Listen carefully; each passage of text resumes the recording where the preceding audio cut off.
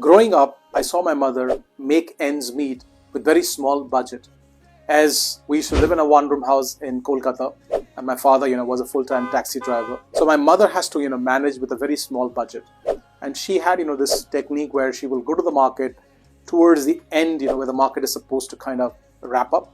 So, there were some leftovers and vegetables, which may not be in the best of the condition, but they're still usable. So she will buy these, last minute vegetables to save on money.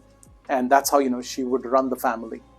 Now, few people, around in our neighborhood would have a joke for my mom, and she was known, to be a lady, bringing all these last minute vegetables to the house. Well, they were not rotten, they were not completely spoiled, but they had a bit of a lifespan, which was gone, but she will still manage, within those ways and make those ends meet. It still lives with me.